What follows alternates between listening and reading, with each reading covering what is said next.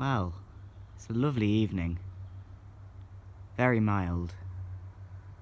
You certainly would not think that we're at the end of October if it weren't for the naked tree and the smattering of maple leaves around the lawn. And as you can see, I've got the moth trap on. It's going to continue being a mild evening. Supposed to get decent cloud cover, and the temperature is not forecast to drop below 11 degrees, which for the time of year is very mild. So we'll see if we have anything exciting for what will be our last moth trap for October. Our last MV moth trap until March. I'll explain more on that in the morning. So, see you there. Right, what's up everyone? Last night was a pretty decent night for moth trap. I was sat outside for a bit after I put the moth trap on, and it was just so still. There was hardly a breath of wind whatsoever. It was a beautiful night. Temperature stayed pretty warm too, and there's some nice moths in the trap. There's at least one that's new for me that I've never caught before, and there's a few that I've never featured on the channel before. So we're going to get straight into it. So our first moth, which was underside the towel, this is the sprawler, a nice autumn and early winter species. Off to a good start. We have another sprawler on the first egg box. They are a very beautiful species. We also have a beaded chestnut, and on the other side we have another beaded chestnut. Okay, this is one I haven't featured on the channel before. This is large wainscot. So it's larger than common wainscot, and this moth mainly flies in the late summer to the early autumn, mainly August to October. So pretty much at the end of its flight season now. But this is a nice specimen. They are fairly common. They're not the commonest moth. I'd never really catch more than 2 or 3 a year. But I've had them every year, and they're a nice species, large wainscot. Okay, we've got our first lovely feathered thorn here. Another beautiful autumn species.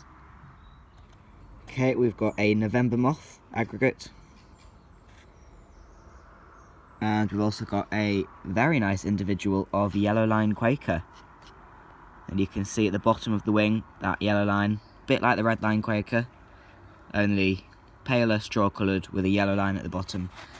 And these are at their peak of their flight season now. From late October to sort of early mid-November is their peak, although you can catch them from the beginning of October all the way to the early December, sometimes even the middle of December for these.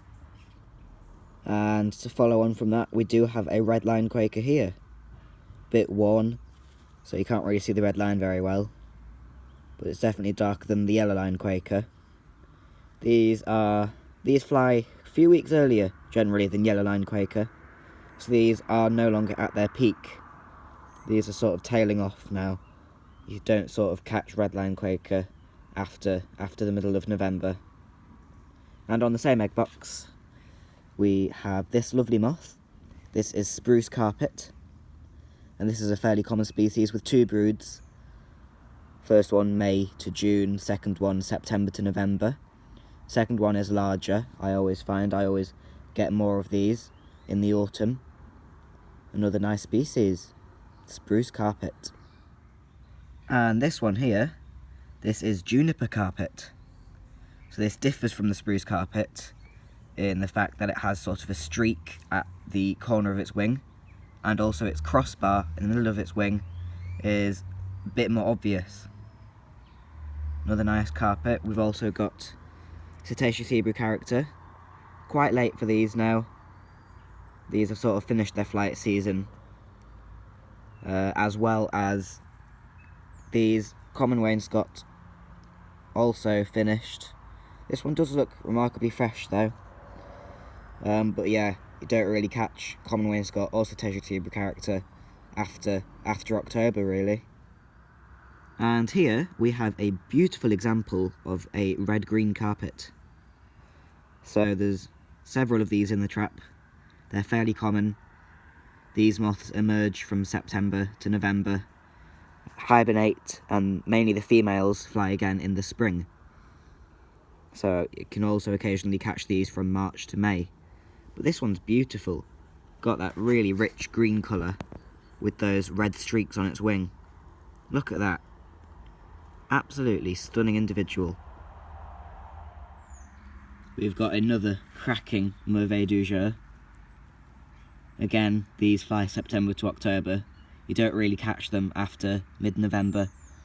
They're sort of at the end of their flight season now. But they are beautiful. I mean, whenever I've caught one of these in the trap, it always makes me feel happy. Absolute mauvais. Mauvais means wonder, by the way. Wonder of the day is what the name of this moth translates into. Beautiful. We've got a nicely marked individual of November moth, aggregate. You can see those subtle wavy lines crossing their wings. Got another beautiful, beautiful feathered thorn. Stunning orange colour. Camouflages very well with the autumn leaves. Now this is a nice one that I wasn't expecting to get at all. This is grey shoulder knot. So you can see the shoulder knot there. And it's grey, so hence the name. But yeah, nice one.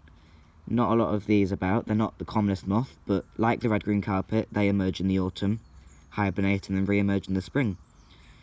But yeah, must have been a good night last night. I mean, that's obvious from the moths we've caught so far. For the time of year, it's been brilliant so far. We're not even finished, but grey shoulder knot. Nice, surprising moth to get. We've got a lovely angle shades. Beautiful shades of olive, pink, nice different colours of brown. What a beautiful moth. What a trap this is turning out to be. And on this egg box we have 2 feathered thorns, 1, 2. We have 2 November moths. There's one there and there's one there. And we also have another yellow line quaker. We've got another sprawler and a late shuttle-shaped dart. Haven't caught one of these since September, I think. So that's quite a late one. We've got a red-green carpet and a November moth. Take a look what we've got in here. We've got another angle shades, a red-green carpet there, and another one there. We've also got upside down spruce carpet there, and we've got large yellow underwing. Quite late these. Pretty much stopped catching these now. We've got what I'm presuming is another red-green carpet and another one there, and this beauty, this is mottled umber. So this is a common moth. This one's quite fresh though, so it looks very, very stunning. This one emerges at the end of October and flies until December, sometimes early January.